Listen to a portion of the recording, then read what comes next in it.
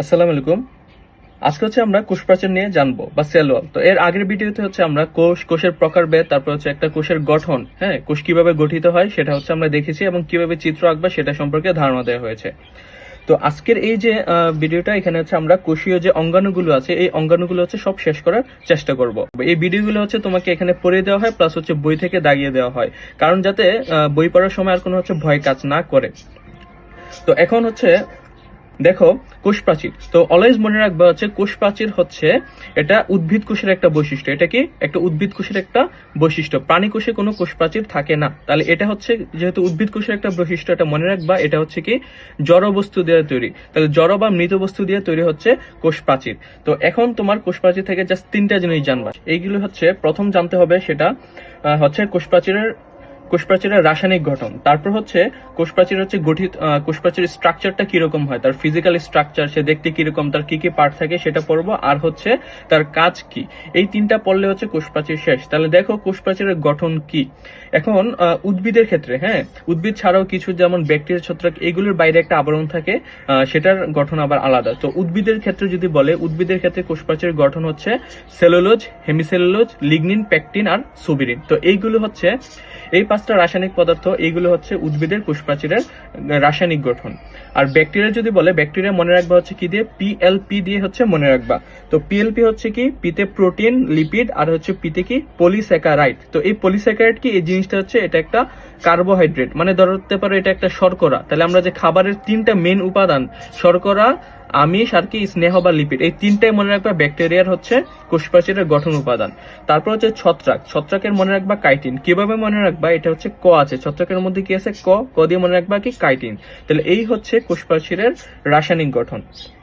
এখন কোষ প্রাচীরের যে তার ভৌত গঠনটা কিরকম হয় সেটা সম্পর্কে ভালো ধারণা থাকতে হবে। একটা পরীক্ষা আসলে যদি চিত্র এঁকে দাও, তাহলে ধারণা সুন্দরভাবে এটা আশা করি ভালো মার্ক পাবা।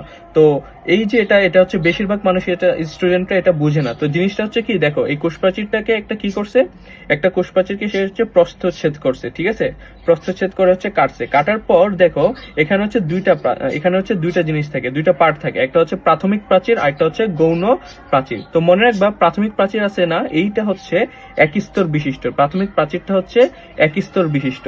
তো এই যে দেখো, এই যে একটা প্রাচীরের মতো আছে, এটা কি প্রাথমিক প্রাচীর, ঠিক আছে, এটা এক স্তর বিশিষ্ট। তো প্রাথমিক প্রাচীর গঠন হওয়ার পর পরবর্তীতে গৌণ প্রাচীর গঠন হয়। তো গৌণ প্রাচীর মনে রাখবা 3 স্তর বিশিষ্ট। এটা 3 স্তর বিশিষ্ট। তাহলে 3টা স্তর কি কি, এটা একদম ভিতর থেকে বাইরের দিকে যদি হয়, দেখো এই যে একটা স্তর দেখতে পাচ্ছ না, এটা কি অন্তঃস্তর। তারপর এই যে স্তরটা দেখতে পাচ্ছ, এটা মধ্য স্তর। তারপর এই যে স্তরটা এটা বহিঃস্তর, ঠিক আছে। আর বহিঃস্তরের পর এটা কি, এটা প্রাথমিক প্রাচীর। আর এই যে সাদা অংশটা দেখতে পাচ্ছ, এই যে এটা তার মধ্য পর্দা। তাহলে এই তোমার কোষ প্রাচীরের গঠন। এখন কোষ প্রাচীরের গঠন গেল। এখন দুইটা জিনিস এখানে আছে যেটা নিয়ে কনফিউশন হয়, সেটা কূপ, ঠিক আছে। তাহলে কূপ জিনিসটা কি, মনে রাখবা কোষ প্রাচীরের মাঝে মাঝে অনেক ছিদ্র থাকে। এই যে ধরো, এই যে একটা ছিদ্র, এই যে মাঝখানে বড় একটা ছিদ্র, এটাকে আমরা কূপ বলি, ঠিক আছে। তাহলে কোষ প্রাচীরের মাঝখানে যে ছিদ্রগুলি থাকে, এটাকে আমরা কূপ বলি। একটা ভালো চিত্রতে যদি দেখায়, এই যে দেখতে পাচ্ছ কোষ প্রাচীরের মাঝখানে এই যে ছিদ্র ছিদ্র, এটাকে কূপ বলা হচ্ছে। তাহলে এখন বলবা যে ভাইয়া, আণুবীক্ষণিক নালী বা প্লাজমোডেজমাটা জিনিসটা কি। এটাকে আণুবীক্ষণিক নালীকে বলা হয় প্লাজমোডেজমাটা। তো এই জিনিসটা কি, এই যে ধরো একটা কোষ, ঠিক আছে, একটা কোষের সাথে আরেকটা কোষ, ধরো এখানে আরেকটা কোষ আছে, ঠিক আছে।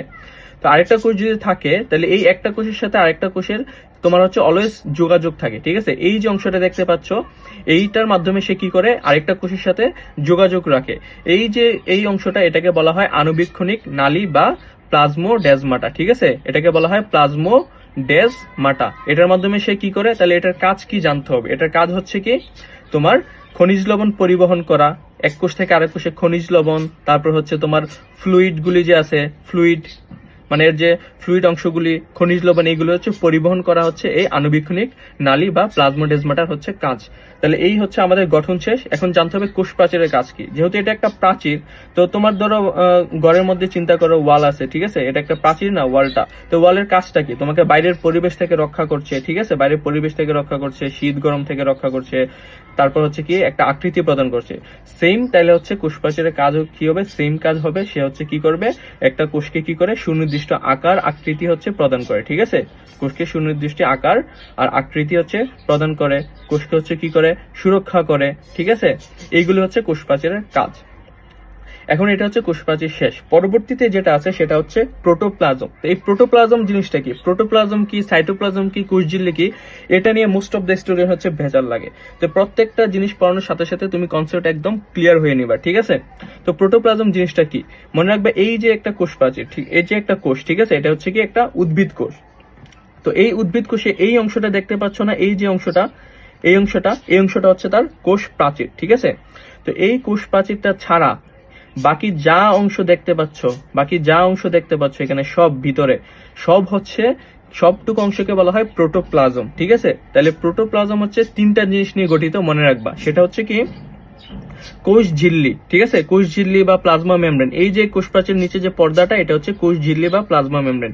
তারপর হচ্ছে কি সাইটোপ্লাজমীয় অঙ্গাণু। এই যে কোষ ঝিল্লির ভিতরে এই যে অংশগুলো দেখতে পাচ্ছ, এই যে সবুজ সবুজ অংশ, তারপর হচ্ছে এই যে অঙ্গাণুগুলো, এই যে এটা এটা এটা এই অঙ্গাণুগুলো, তাহলে এই সাইটোপ্লাজম আর সাইটোপ্লাজমীয় অঙ্গাণু, এটা হচ্ছে প্রোটোপ্লাজমের অংশ। তারপর হচ্ছে এই যে আরেকটা আছে নিউক্লিয়াস, সে হচ্ছে আলাদা, সে সাইটোপ্লাজমীয় অঙ্গাণু না। তাহলে এই তিনটা জিনিস নিয়ে হচ্ছে প্রোটোপ্লাজম গঠিত। তাহলে তোমার যদি কোশ্চেনে আসে তাহলে মনে রাখবা হচ্ছে এই তিনটা জিনিস নিয়ে প্রোটোপ্লাজম হচ্ছে গঠিত, ঠিক আছে। তাহলে এখন এখান থেকে কি জানতে হবে, সংজ্ঞা আসে তোমার ক নম্বরে।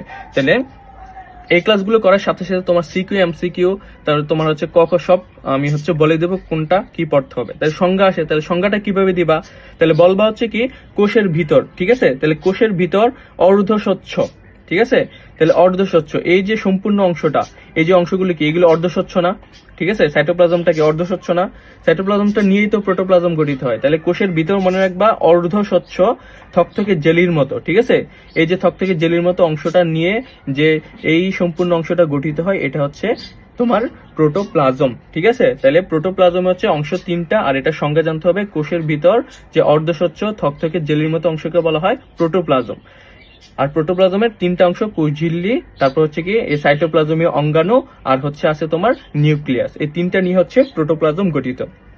আর পরবর্তীতে আমরা আসি, সেটা হচ্ছে তোমার কোষঝিল্লি। একটু আগে আমরা বললাম প্রোটোপ্লাজম, এখন পড়বো কোষঝিল্লি। এখন কোষঝিল্লির অনেকগুলো নাম আছে, সেটা জানতে হবে। কোষঝিল্লিকে বলা হয় প্লাজমা মেমব্রেনও বলা হয়, কোষঝিল্লিকে প্লাজমা ল্যামা বলা হয়, ঠিক আছে, সব একই নাম।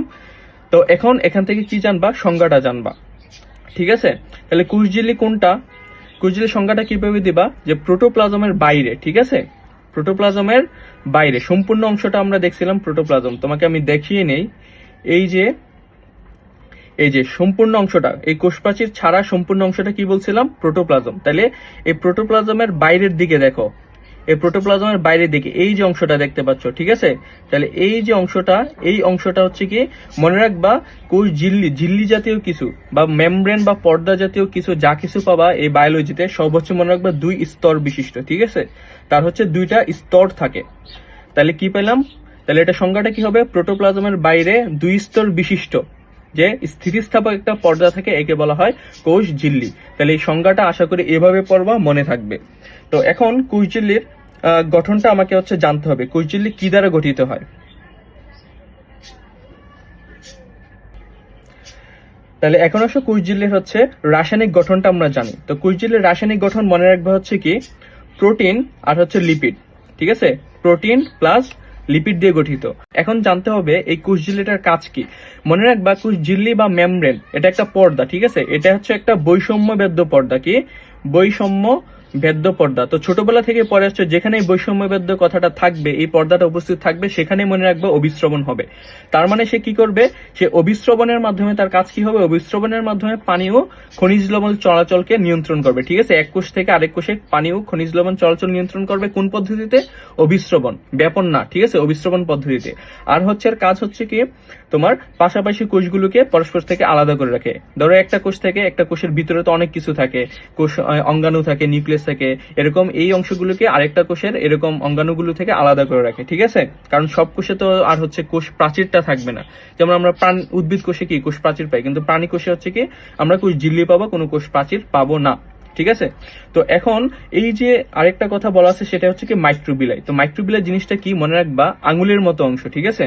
তো এই যে কোষ প্রাচীরটা আছে না, এই কোষ প্রাচীরটা কি হয় মাঝে মাঝে এরকম ভাঁজ খেয়ে যায়, ঠিক আছে। ভাঁজ খেয়ে এই যে দেখো আঙুলের মতো অংশ তৈরি করতেছে, তো এই অংশটাকে বলা হয় মাইক্রোবিলাই। এটা ক নম্বরে আসতে পারে মাইক্রোবিলাই কি বলবা হচ্ছে কি কোষঝিল্লির হচ্ছে কি ভাঁজকে, ঠিক আছে।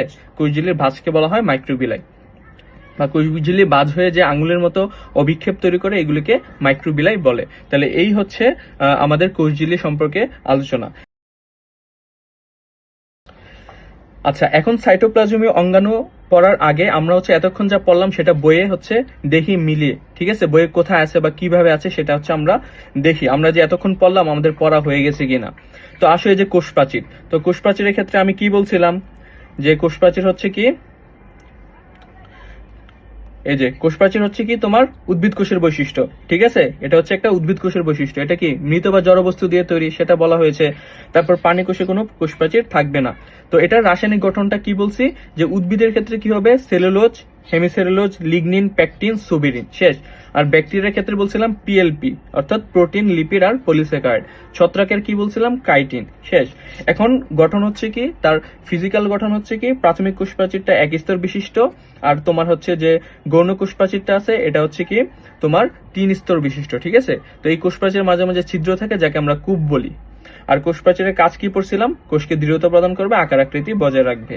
আর হচ্ছে কি থাকে প্লাজমোডাজমাটা বা আণুবীক্ষণিক নালী, এটার কাজ কি, এটার কাজ হচ্ছে পাশাপাশি কোষের যোগাযোগ রক্ষা করা, পানীয় খনিজ লবণ চলাচল নিয়ন্ত্রণ করা।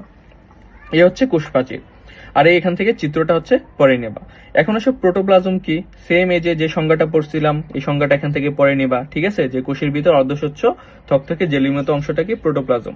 তো এখানে হচ্ছে কয়টা অংশ আছে মনে রাখবা, কোষঝিল্লির নিচে একটা অংশ প্রোটোপ্লাজমের, তারপর হচ্ছে সাইটোপ্লাজমীয় অঙ্গাণু আর হচ্ছে নিউক্লিয়াস, এই 3টা পার্ট নিয়ে প্রোটোপ্লাজম গঠিত। তার পরবর্তীতে আমরা পড়ছিলাম হচ্ছে তোমার কোষ ঝিল্লি। তো কোষ ঝিল্লিকে আমরা বলতেছি প্লাজমা লেমা, কোষ মেমব্রেন বলতেছি, ঠিক আছে। তো এটারও সেম এখান থেকে সংজ্ঞাটা পড়তে হবে, সেম সংজ্ঞা যা বলছি এটা হচ্ছে এই যে মাইক্রোভিলাই কি সেটা সম্পর্কে পড়ানো হয়েছে, প্রোটিন ও লিপিড দিয়ে এটা হচ্ছে তৈরি। তারপর এটা কি একটা বৈষম্যবদ্ধ যেহেতু পর্দা, তার মানে কি করবে অভিস্রবণের মাধ্যমে পানি ও খনিজ লবণ চলাচল নিয়ন্ত্রণ করবে, ঠিক আছে। আর পাশাপাশি কোষগুলোকে হচ্ছে কি পরস্পর থেকে আলাদা করে রাখবে। তাহলে এই হচ্ছে গেল এই অংশগুলি। আচ্ছা, এখন হচ্ছে আমরা সাইটোপ্লাজমীয় অঙ্গাণু গুলি হচ্ছে পড়ব। তার আগে আমাদের জানতে হবে সাইটোপ্লাজম কি, এটা হচ্ছে সংজ্ঞা ক নম্বরে আসে, ঠিক আছে। তো তোমরা দেখা যায় ঝামেলা পাকাও সাইটোপ্লাজম প্রোটোপ্লাজম এই জিনিসগুলো হচ্ছে বুঝো না, তাহলে এইখান থেকে একদম কনসেপ্ট ক্লিয়ার করে যাবা, ঠিক আছে। তো দেখো সাইটোপ্লাজম জিনিসটা কি, ঠিক আছে। সাইটোপ্লাজম কি, তো আমরা কি পড়ছিলাম প্রোটোপ্লাজমের ক্ষেত্রে কি পড়ছিলাম, যে কোষ প্রাচীরটা বাদ দিয়ে, ঠিক আছে, কোষ প্রাচীরটা বাদ দিয়ে বাকি সব অংশ হচ্ছে কি তোমার প্রোটোপ্লাজমের অংশ, ঠিক আছে। সব অংশগুলোর মধ্যে কি কি 3টা অংশ পড়ছিলাম, এই যে এটা হচ্ছে কোষ মেমব্রেন বা কোষ ঝিল্লি, তারপর হচ্ছে এই যে সাইটোপ্লাজমীয় অঙ্গাণু, সাইটোপ্লাজম এগুলি সহ, আর হচ্ছে কি নিউক্লিয়াস, এই 3টা অংশ নিয়ে কি গঠিত হয় তোমার প্রোটোপ্লাজম। এখন হচ্ছে আমি যদি এই প্রোটোপ্লাজম থেকে কোষ ঝিল্লি আর নিউক্লিয়াস থেকে সরিয়ে নেই, ঠিক আছে, বাকি যা কিছু থাকবে এই যে ফ্লুইড অংশটা আছে না, এই যে ফ্লুইড পার্টটা, এই যে মাতৃকা এটাকে বলতেছি এটা, আর হচ্ছে এই যে অঙ্গাণু এই অংশটাকে বলা হচ্ছে সাইটোপ্লাজম, ঠিক আছে। তাইলে এখানে আমরা কি বলতে পারি যে সাইটোপ্লাজম কি প্রোটোপ্লাজম থেকে হচ্ছে কি নিউক্লিয়াস থেকে সরিয়ে নিলে, ঠিক আছে, জেলির মতো যে বস্তুটা অবশিষ্ট থাকবে এটাকে বলতেছি হচ্ছে সাইটোপ্লাজম। তো এখন সাইটোপ্লাজমের মধ্যে, তো এখন দেখো সাইটোপ্লাজমের অঙ্গাণুটা আমরা 2 ভাগে পড়বো এখানে, ঠিক আছে। তো সাইটোপ্লাজমের মধ্যে যে অঙ্গাণুগুলো আছে মানে এই যে ভিতরে যে দেখতে পাচ্ছ এই যে এইগুলো হচ্ছে কি অঙ্গাণু, ঠিক আছে। এই সাইটোপ্লাজমের অঙ্গাণুগুলোকে আমরা 2 ভাগে ভাগ করি। একটা হচ্ছে তোমার কিছু কিছু অঙ্গাণুর বাইরে হচ্ছে একটা পর্দা থাকে, ঝিল্লি থাকে, সেগুলো বলা হয় ঝিল্লিযুক্ত অঙ্গাণু। আর কিছু কিছু অঙ্গাণুর বাইরে হচ্ছে ঝিল্লিটা থাকে না, সেগুলোকে বলা হয় ঝিল্লিবিহীন অঙ্গাণু, ঠিক আছে। তো ঝিল্লিযুক্ত অঙ্গাণুগুলো হচ্ছে কি মনে রাখবা, এই যে ঝিল্লিটা অলওয়েজ মনে রাখবা, যেখানে ঝিল্লি পাবা কোষ মেমব্রেন পাবা সেটা অলওয়েজ মনে রাখবা 2 স্তর বিশিষ্ট, সেটা 2টা স্তর থাকে, ঠিক আছে। তো এই ঝিল্লিযুক্ত অঙ্গাণুর মধ্যে কি কি আছে, মাইটোকন্ড্রিয়া, প্লাস্টিড, গোলজি বস্তু, এন্ডোপ্লাজমিক রেটিকুলাম, কোষ গহ্বর আর কি লাইসোজোম, এই জিনিসগুলো আমরা পড়বো। তার পরবর্তীতে আমরা হচ্ছে ঝিল্লিবিহীন। তো এখন হচ্ছে আমাদের মনে থাকে না কোনটা ঝিল্লি যুক্ত কোনটা ঝিল্লিবিহীন, তাহলে তুমি ঝিল্লিবিহীন অঙ্গাণুগুলি মনে রাখবা, আর এছাড়া বাকি যা পাবা সেগুলো হচ্ছে তোমার ঝিল্লি যুক্ত অঙ্গাণু, ঠিক আছে। তাহলে ঝিল্লিবিহীন অঙ্গাণু মনে রাখার ট্রিক্স হচ্ছে সেরা কোষ দিয়ে মনে রাখবা, সেরা কোষ, ঠিক আছে। তো দন্ত সতে হচ্ছে কি সেন্ট্রোজোম, তারপর রাতে হচ্ছে কি রাইবোজোম, ঠিক আছে। আর কোষ দিয়ে মনে রাখবা কোষ কঙ্কাল। তাহলে এই হচ্ছে তোমার ঝিল্লিবিহীন অঙ্গাণু। তো এখন হচ্ছে আমরা মেইন পড়ায় চলে যাই। এখন যেটা পড়বো এটা হচ্ছে মোস্ট ইম্পর্টেন্ট, ঠিক আছে। এটা পরীক্ষায় মাস্ট কমন পাবা, বা এখান থেকে একটা কোশ্চেন মাস্ট পাবা। এই যে দেখো 5 স্টার দিয়ে রেখেছি, এটা হচ্ছে মাইটোকন্ড্রিয়া। তো এখানে আমি হচ্ছে তোমাদের মাইটোকন্ড্রিয়ার শুরু থেকে শেষ পর্যন্ত A to Z হচ্ছে যা যা লাগে চিত্র সহ আঁকাই দেবো কিভাবে আঁকবা, ঠিক আছে। তো এই মাইটোকন্ড্রিয়া, এখন হচ্ছে প্রথম যেটা জানবো সেটা হচ্ছে মাইটোকন্ড্রিয়াটা কে আবিষ্কার করছে। তো মনে রাখবা মাইটোকন্ড্রিয়া যেটা আমরা এই যে এটা আবিষ্কার করছে, প্লাস এর নাম হচ্ছে মাইটোকন্ড্রিয়া রাখছে বিজ্ঞানী বেন্ডার, ঠিক আছে। কিন্তু এর নাম হচ্ছে বায়োব্লাস্ট নামে হচ্ছে একে নামকরণ করছে কে অল্টম্যান। তাহলে মাইটোকন্ড্রিয়া আবিষ্কার করছে, আর এটার নাম যে মাইটোকন্ড্রিয়া সেটা হচ্ছে কে বলছে বেন্ডা। আর হচ্ছে মাইটোকন্ড্রিয়ার নাম হচ্ছে বায়োব্লাস্ট কে বলছে অল্টম্যান। এই দুটো এখান থেকে এমসিকিউর জন্য জানবা।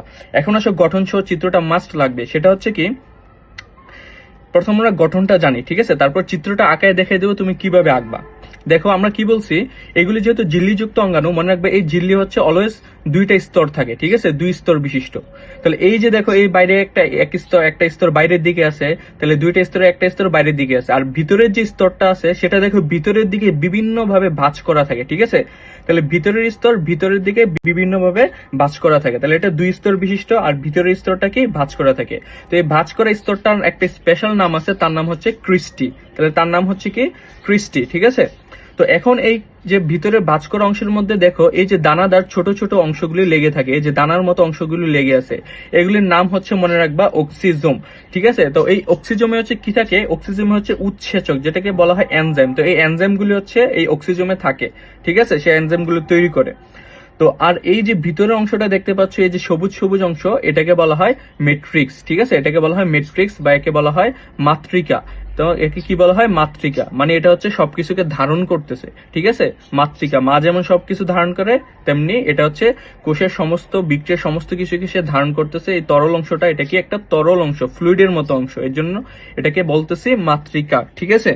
তো এই হচ্ছে তোমার গঠন শেষ জানা। এখন এটা কিভাবে আঁকবা সেটা জানতে হবে, এটা অবশ্যই আঁকতে হবে পরীক্ষায় আসলে।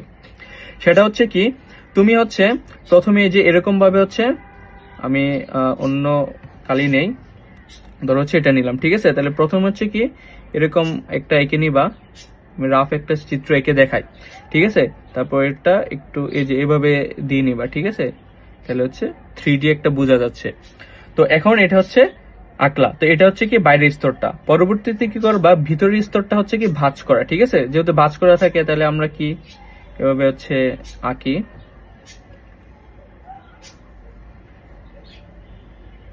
এটা আঁকতে কিন্তু অনেকে ভুল করো। জিনিসটা কি, এই যে প্রথম ভাঁজগুলি হচ্ছে এইগুলি দেখো বড় বড় ভাঁজ দিলাম, ঠিক আছে। পরবর্তী ভাঁজগুলি এই যে এই ভাঁজের মধ্যে ঢুকিয়ে দিব আমরা, এই যে এভাবে হচ্ছে এঁকে ফেলবো, ঠিক আছে। এভাবে হচ্ছে আমরা এঁকে ফেলবো। এটা হচ্ছে আঁকা শেষ। এখন এর গায়ে কি কি দিব, এরকম ছোট ছোট এই যে দানাদার অংশগুলি দিব, এগুলি হচ্ছে কি অক্সিজোম, ঠিক আছে, অক্সিজোম। এগুলি দেওয়ার পর হচ্ছে ভিতরে কি ম্যাট্রিক্স থাকে, মাতৃকা, সেটা হচ্ছে আমরা এরকম ফোটা ফোটা দিয়ে দিতে পারি পেন্সিল দিয়ে একদম হালকা করে, ঠিক আছে। তাহলে এঁকে দিব, আর হচ্ছে কি আমরা কি করে দিব, এগুলি নামকরণ করে দিব। এটা হচ্ছে কি বাইরের স্তর, এটা ভিতরের স্তরের নাম হচ্ছে কি ক্রিস্টি, তারপর এটার নাম হচ্ছে কি অক্সিজোম, ঠিক আছে। সবগুলি মনে রাখবা, নামকরণ এক পাশে করবা। আমি দেখিয়ে দিচ্ছি, ধরো এই যে এটা এভাবে করলা, তারপর এটা হচ্ছে এখানে করলা, তারপরে যে এখানে যদি অক্সিজোম থাকে এটা হচ্ছে এই যে এভাবে দিবা, তারপর ম্যাট্রিক্স থেকে এখানে টান দিয়ে দেবা। এক পাশে থাকবে নামকরণগুলি, তাহলে হচ্ছে এটা চিত্রটা হচ্ছে দেখতে সুন্দর লাগে। এটা হচ্ছে এর নিয়ম হচ্ছে এটাই, ঠিক আছে, তুমি আরো বেশি মার্ক পাবা। তো এখন হচ্ছে মাইটোকন্ড্রিয়ার গঠন গেল, কে আবিষ্কার করছে শেষ। এখন জানতে হবে হচ্ছে কি, এটাকে একটা কোশ্চেন কমন আর ফ্রিকুয়েন্টলি আসে, সেটা হচ্ছে কি কোষের শক্তি উৎপাদন কেন্দ্র বা পাওয়ার হাউস কেন বলা হয় মাইটোকন্ড্রিয়াকে। তো তার আগে আরেকটা জিনিস জানাই তোমাকে, যে শ্বসন, ঠিক আছে, এই শ্বসন জিনিসটা কি বলে, এটা হচ্ছে নতুন করে কোথা থেকে আসলো। মনে রাখবা শ্বসন হচ্ছে কি, আমরা যে খাবারগুলি খাই না, ধরো গাছ থেকে তুমি একটা আপেল খাইলা, ঠিক আছে। তো এই আপেলটা হচ্ছে কি আমাদের শরীরে গিয়ে কি হয়, অক্সিজেনের উপস্থিতিতে যে ভেঙে কি এটিপি বা শক্তি তৈরি করতেছে, এই প্রক্রিয়াটা হচ্ছে কি শ্বসন, ঠিক আছে। এটা আপাতত একটু জানো, এর নিয়ে তোমাদের একটা আলাদা চ্যাপ্টারই আছে। তো এই শ্বসনের মনে রাখবা 4টা ধাপ, কি গ্লাইকোলাইসিস, এসিটাইল কোএনজাইম সৃষ্টি, ক্রেবস চক্র, আর হচ্ছে কি ইলেকট্রন প্রবাহ তন্ত্র, ঠিক আছে। তো এর মধ্যে এই যে এই তিনটা হচ্ছে অংশ গঠিত তোমার মাইটোকন্ড্রিয়া, ঠিক আছে, মাইটোকন্ড্রিয়ার মধ্যে সম্পন্ন হয়। তো এই যে অংশগুলি আছে এর মধ্যে মনে রাখবা গ্লাইকোলাইসিস মাইটোকন্ড্রিয়া ঘটে না। তো এই যে তিনটা চক্র ঘটে, এই তিনটা চক্রের মধ্যে সবচেয়ে বেশি শক্তি উৎপন্ন হয় এই তিনটা চক্রের মধ্যে সবচেয়ে বেশি শক্তি উৎপন্ন হয় কোন চক্রে জানো? সেটা হচ্ছে এই ক্রেবস চক্রে। পুরো শ্বসনে এক অণু গ্লুকোজ ভেঙে তোমার 38 এটিপি শক্তি তৈরি হয়। এই 38 এটিপি শক্তি তৈরি হয় কি এক অণু গ্লুকোজ ভেঙে, এই চারটা প্রক্রিয়ার মাধ্যমে, প্রসেসের মাধ্যমে। এর মধ্যে ক্রেবস চক্রের মধ্যে তোমার 24টা অণু এটিপি, 24টা এটিপি শুধু ক্রেবস চক্রের মধ্যে তৈরি হয়, বাকিটুকু তোমার এই বাকি তিনটা প্রক্রিয়ার মধ্যে তৈরি হয়, ঠিক আছে। তো এই যে 24 এটিপি, সবচেয়ে বেশি এটিপি তৈরি হচ্ছে ক্রেবস চক্রে। আর এই ক্রেবস চক্রটা তোমার কোথায় সম্পন্ন হচ্ছে? অবশ্যই মাইটোকন্ড্রিয়ার মধ্যে সম্পন্ন হচ্ছে। যেহেতু ক্রেবস চক্রের মধ্যে সবচেয়ে বেশি শক্তি উৎপন্ন হয়, এটিপি তৈরি হয়, আর এই ক্রেবস চক্রটা যেহেতু মাইটোকন্ড্রিয়ার মধ্যে সম্পন্ন হচ্ছে, এর জন্যই তোমার মাইটোকন্ড্রিয়াকে বলা হয় জীবের হচ্ছে তোমার শক্তি উৎপাদন কেন্দ্র বা পাওয়ার হাউস বলা হয়। এই কোশ্চেনটা এইভাবে আসলে সুন্দরভাবে লিখে দিবা তুমি, খ নাম্বারের মূলত আসে 2 মার্ক হচ্ছে পেয়ে যাবা। তো এই হচ্ছে আমাদের মাইটোকন্ড্রিয়া সম্পর্কে পড়া শেষ। চলো আমরা দেখে আসি বইয়ের মধ্যে মাইটোকন্ড্রিয়া সম্পর্কে কি বলছে। আর তো এই যে আমরা এতক্ষণ যা পড়লাম সেটা হচ্ছে দাগিয়ে দিচ্ছি যে সাইটোপ্লাজম কি আমরা পড়ে ফেলেছি, ঠিক আছে। নিউক্লিয়াস সরিয়ে নিলে যে অংশটা থাকবে প্রোটোপ্লাজম থেকে সেটা সাইটোপ্লাজম, ঠিক আছে। তো এর মধ্যে দুই ধরনের অঙ্গাণু, ঝিল্লিযুক্ত আর ঝিল্লিবিহীন। তো ঝিল্লিযুক্ত অঙ্গাণুর মধ্যে আমরা মাইটোকন্ড্রিয়া দ্বারা শুরু করছি, ব্যান্ডা এটা আবিষ্কার করেছে, নামকরণ করছে। এটা হচ্ছে কি 2 স্তর বিশিষ্ট, ঠিক আছে। তো এর যে ভিতরের স্তরটা কি তোমার ভাঁজ করা থাকে, এর নাম ক্রিস্টি, এগুলো আমরা পড়ছি। এর মধ্যে হচ্ছে কি লাগানো থাকে? অক্সিজম লাগানো থাকে ক্রিস্টির গায়ে, দানাদার। তারপর এখানে কি থাকে? অক্সিজমে তোমার উৎসেচক গুলো বা এনজাইম গুলো থাকে। আর ভিতরে থাকে ম্যাট্রিক্স, যাকে আমরা মাতৃকা বলেছিলাম। এটা হচ্ছে শেষ গঠন, ঠিক আছে। তাহলে গঠন যদি আসে তোমার এই যে এইটুকু অংশ দিবা, তোমার এইটুকু অংশে দিবা, ঠিক আছে। আর হচ্ছে চিত্রটা আর চিত্র আঁকবা, ঠিক আছে। এইটা তোমার গ নম্বর কোশ্চেনেও আসে। এখন আসো তোমার কেন বলা হয় শক্তি উৎপাদন কেন্দ্র, সেটা যদি আসে সেটার উত্তর কি দিবা? এই যে এখান থেকে যে তোমার কি বলছি, শ্বসনের 4টা ধাপ, যার ধাপগুলির নাম বলবা। ধাপগুলির নাম বলার পর বলবা হচ্ছে কি এর মধ্যে হচ্ছে সবচেয়ে গুরুত্বপূর্ণ কোনটা? ক্রেবস চক্র। এই ক্রেবস চক্রে হচ্ছে কি প্রক্রিয়াটা মাইটোকন্ড্রিয়া যেহেতু ঘটে, এখানে যেহেতু সবচেয়ে বেশি শক্তি উৎপন্ন হয়, এর জন্য এটাকে কি বলা হয়? মাইটোকন্ড্রিয়াকে কোষের পাওয়ার হাউস বলা হয়, ঠিক আছে। তাহলে এই মাইটোকন্ড্রিয়া কি উদ্ভিদ কোষ, প্রাণী কোষ হচ্ছে সবগুলিতেই থাকে। এখন এমসিকিউর জন্য একটা জিনিস এখান থেকে জানো, সেটা হচ্ছে কি যে তোমার প্রাককেন্দ্রিক কোষ, এটা আমরা আগেও বলছি, প্রাককেন্দ্রিক কোষে হচ্ছে কি কোনো ঝিল্লিযুক্ত অঙ্গাণুগুলি থাকে না, তার মানে মাইটোকন্ড্রিয়াও থাকবে না, ঠিক আছে। এখন কিছু সুকেন্দ্রিক কোষের মধ্যেও, সব সুকেন্দ্রিক কোষে থাকে কিন্তু 2টা কোষে থাকে না। সেই 2টা কোষের নাম মনে রাখতে হবে, সেটা হচ্ছে কি ট্রাইকোমোনাস আর হচ্ছে কি মনোসার্কোমনোইডিস। এই 2টা নাম হচ্ছে মনে রাখবা। তাহলে আমাদের মাইটোকন্ড্রিয়া সম্পর্কে পড়া শেষ, ঠিক আছে। এটা হচ্ছে সবচেয়ে গুরুত্বপূর্ণ এই চ্যাপ্টারের। এখন আমরা জানবো প্লাস্টিড সম্পর্কে। এটা হচ্ছে এই চ্যাপ্টারের সেকেন্ড মোস্ট ইম্পর্টেন্ট একটা টপিক, ঠিক আছে, এই অঙ্গাণুগুলির মধ্যে। তো প্লাস্টিডের আবিষ্কারক কে? প্লাস্টিড হচ্ছে আবিষ্কার করে, মনে রাখবা, প্লাস্টিডের আবিষ্কারক হচ্ছে আর্নেস্ট হ্যাকেল, ঠিক আছে। তাহলে হ্যাকেল হচ্ছে কি করছে? প্লাস্টিড আবিষ্কার করছে। তো এখন হচ্ছে মনে রাখবা প্লাস্টিড হচ্ছে 3 ধরনের আছে। 3 ধরনের প্লাস্টিড কি কি? এগুলো হচ্ছে ক্লোরোপ্লাস্ট, ক্রোমোপ্লাস্ট আর হচ্ছে লিউকোপ্লাস্ট। ক্লোরোপ্লাস্ট কোনগুলি? সবুজ রঙের যে প্লাস্টিড, এগুলিকে বলা হয় ক্লোরোপ্লাস্ট। আরেকটা জিনিস জানো, প্লাস্টিড শুধুমাত্র উদ্ভিদ কোষে থাকে, প্রাণী কোষে কোনো প্লাস্টিড হচ্ছে থাকে না, ঠিক আছে। এটা মাস্ট মনে রাখতে হবে। তো ক্লোরোপ্লাস্ট হচ্ছে কি সবুজ প্লাস্টিড। ক্রোমোপ্লাস্ট মানে কি? মনে রাখবা সবুজ ছাড়া অন্য কোনো রং, ঠিক আছে, অন্য কালারের যে প্লাস্টিড গুলো, এগুলোকে হচ্ছে বলা হচ্ছে তোমার ক্রোমোপ্লাস্ট। আর লিউকোপ্লাস্ট কি? যেগুলো হচ্ছে বর্ণহীন প্লাস্টিড, এগুলোকে কোনো বর্ণ নাই এগুলোর মধ্যে, এগুলোকে বলা হয় লিউকোপ্লাস্ট। তো এখন হচ্ছে আমরা জানবো প্লাস্টিডের গঠন। প্রথম হচ্ছে গঠন জানতে হবে, ঠিক আছে। তারপর হচ্ছে প্লাস্টিডের প্রকারভেদ জানবো, ডিটেলস প্রকারভেদগুলো আমরা ডিটেলসে জানবো। তো গঠনের মধ্যে দেখো আমরা কি বলছি যে এর হচ্ছে একটা যেহেতু ঝিল্লিযুক্ত অঙ্গাণু, তাহলে বাইরে হচ্ছে কি ঝিল্লিটা আছে, ঠিক আছে, মানে মেমব্রেনটা আছে। তো এই মেমব্রেনটা হচ্ছে কি আমরা বলছি অলওয়েজ 2 স্তর বিশিষ্ট। তাহলে এই মেমব্রেনটা হচ্ছে কি দেখো বাইরে এটাকে কি বলা হয়? বহিস্তর, আর ভিতরে এটাকে বলা হয় অন্তঃস্তর, ঠিক আছে। আর এই যে এখানে এই অংশটাকে বলা হচ্ছে কি? এটা হচ্ছে ম্যাট্রিক্স, ঠিক আছে। এটা হচ্ছে কি ম্যাট্রিক্স। এই যে ফ্লুইডের মতো যে অংশটাকে বলতেছি ম্যাট্রিক্স বা মাতৃকা বলা হয়।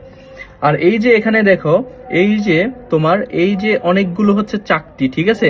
এই যে একটা চাকতি, এই যে আরেকটা চাকতি, এগুলোকে বলা হয় তোমার গ্রানাম, এগুলোকে বলা হয় গ্রানাম চক্র বা থাইলাকয়েড, ঠিক আছে, থাইলাকয়েড চাকতি বলা হয়, গ্রানাম চক্র বা থাইলাকয়েড চাকতি বলা হয়, ঠিক আছে, এরকম ডিস্কের মতো, ঠিক আছে, এরকম ডিস্কের মতো অনেকগুলো ডিস্ক একসাথে যখন থাকে এই যে এরকম, তখন এটার নাম হয়ে যায় গ্রানাম। তাহলে এই যে অনেকগুলো ডিস্ক যখন একসাথে সম্পূর্ণ অংশটাকে বলা হচ্ছে গ্রানাম বলা হচ্ছে, ঠিক আছে। আর উপরে এই যে দেখো একটা গ্রানাম আরেকটা গ্রানামের সাথে তোমার কানেক্টেড থাকে, এই যে দেখছো কানেক্টেড থাকে, তো এই যেটা দিয়ে কানেক্টেড থাকে এটাকে বলা হয় মেনলি ল্যামেলাম, ঠিক আছে, ল্যামেলাম বলা হয়। তাহলে উপরের দিকের এই যে কানেকশন থাকে এটাকে বলা হয় স্ট্রোমা ল্যামেলাম, আর নিচের দিকে যে কানেকশন গুলি থাকে এটাকে বলা হয় গ্রানাম ল্যামেলাম, ঠিক আছে। তাহলে এই হচ্ছে তোমার গঠন শেষ। তাহলে এটা যদি তোমার আসে তাহলে কিভাবে আঁকতে পারবা সেটা হচ্ছে দেখিয়ে দিচ্ছি। তাহলে যেহেতু দ্বিস্তর বিশিষ্ট, তুমি কি করবা, এই যে বাইরে এরকম ভাবে একটা আঁকবা, তারপর হচ্ছে ভিতরের দিকে হচ্ছে এই যে সেম আরেকটা হচ্ছে তুমি আঁকবা। তাহলে এই হচ্ছে তোমার দুইটা স্তর, ঠিক আছে, এই হচ্ছে দুইটা স্তর। এই দুইটা স্তর আঁকার পর তুমি হচ্ছে কি করবা, এখানে হচ্ছে গ্রানাম আঁকবা, এই যে এরকম হচ্ছে কি ধরো গ্রানাম চক্র, ঠিক আছে, বা থাইলাকয়েড চাকতি, এরকম অনেকগুলো থাইলাকয়েড চাকতি আঁকবা। তারপর এই যে এখানে আঁকবা, এই যে এখানে আঁকবা, ঠিক আছে, থাইলাকয়েড চাকতিগুলো আঁকবা, এই যে এখানে থাইলাকয়েড চাকতি, থাইলাকয়েড চাকতিগুলো যখন আঁকবা এরকম তোমার 6-7টা আঁকবা, আঁকার পর একটার সাথে আরেকটা কানেকশন করে দিবা, ঠিক আছে, একটার সাথে আরেকটা হচ্ছে কি কানেকশন করে দিবা, আর মাঝখানে হচ্ছে পেন্সিল দিয়ে এরকম ফোটা ফোটা দিয়ে দিবা। তারপর হচ্ছে কি নামকরণ কি করবা, এই যে প্রত্যেকটা অংশের নাম হচ্ছে তোমার থাইলাকয়েড চাকতি, তারপর এই অংশটার নাম হচ্ছে কি গ্রানাম, ঠিক আছে, এটা হচ্ছে কি বহিস্তর, এটা হচ্ছে কি অন্তঃস্তর, এটার নাম হচ্ছে কি ম্যাট্রিক্স, ঠিক আছে, বা মাতৃকা বলছি, আর এইগুলি হচ্ছে কি ল্যামেলাম। তাহলে এই যে একে তুমি জাস্ট এক সাইডে, ঠিক আছে, এক সাইডে সবগুলি মার্কিং করবা, সবগুলি মার্কিং এক সাইডে থাকবে, এই যে এদিকে।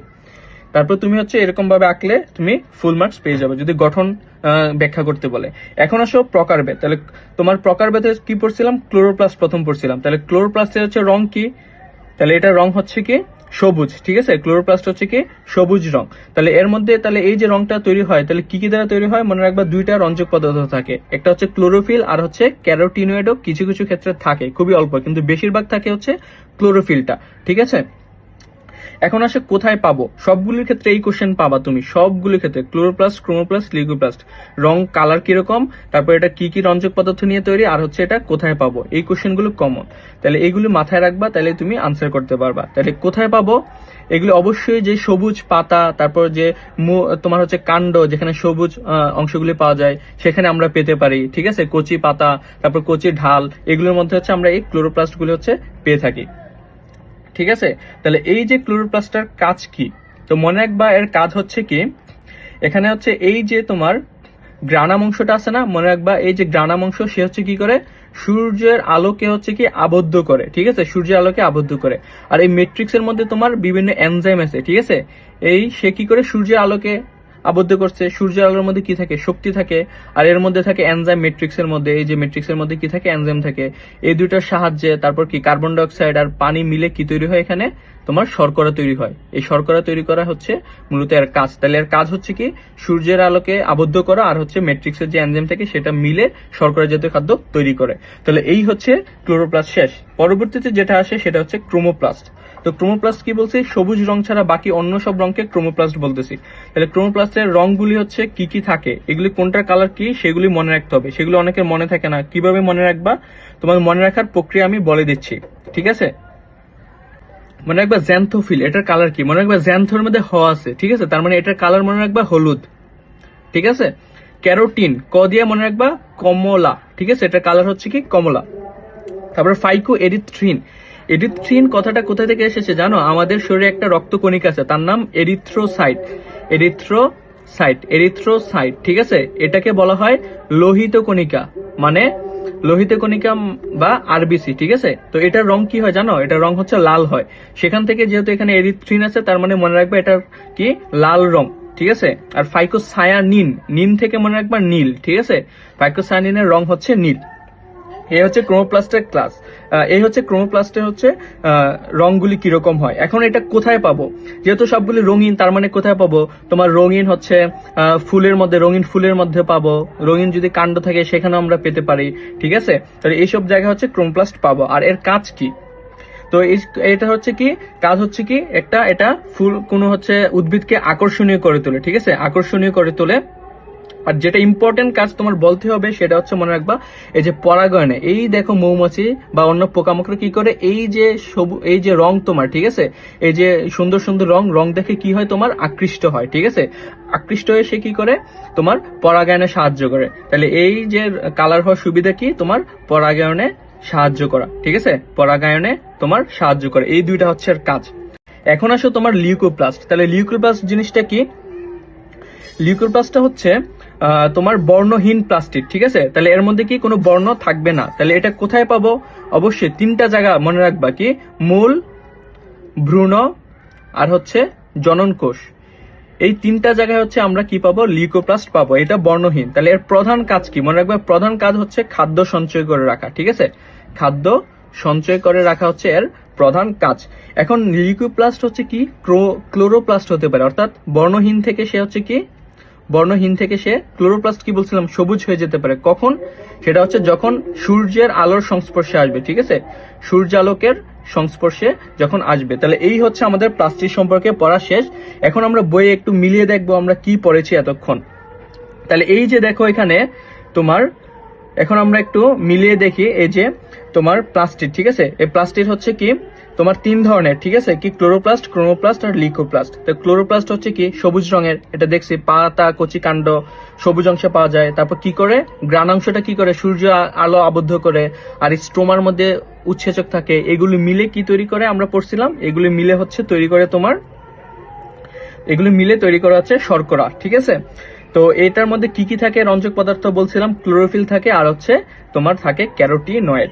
এখন হচ্ছে ক্রোমোপ্লাস্ট। ক্রোমোপ্লাস্ট কি, তোমার সবুজ ছাড়া অন্য সব রং, এগুলোর রং কোনটার কি রং জানতে হবে। যেমন জ্যান্থোফিল হচ্ছে কি হলুদ হয়, ঠিক আছে, জ্যান্থোফিল কি হলুদ হয়। তারপর কি ক্যারোটিন হচ্ছে কি হয়, কমলা হয়। ফাইকোএরিথ্রিন কি হয়, তোমার লাল হয়। ফাইকোসায়ানিন হচ্ছে নীল কালার হয়। তো এর কাজ হচ্ছে এটা কোথায় পাওয়া যায়, অবশ্যই কি বলছি, রঙিন ফুল, পাতা আর কি গাজরের মূলে পাওয়া যায়। এর কাজ কি, তোমার ফুলকে আকর্ষণীয় করে পরাগায়নে সাহায্য করে, ঠিক আছে। তো এখন হচ্ছে লিউকোপ্লাস্ট হচ্ছে কি, এর মধ্যে কোনো রঞ্জক পদার্থ থাকবে না, বর্ণহীন হয়, তিনটা জায়গায় পাওয়া যায় বলছিলাম, এগুলো কি, মূল, ভ্রূণ আর কি জনন কোষ, ঠিক আছে। তাহলে কাজ হচ্ছে কি বলছিলাম, খাদ্য সঞ্চয় করা, আর এটা আলোর সংস্পর্শে এলে লিউকোপ্লাস্ট থেকে ক্লোরোপ্লাস্টে রূপান্তরিত হতে পারে। তো এই হচ্ছে আমাদের প্লাস্টিক সম্পর্কে আলোচনা।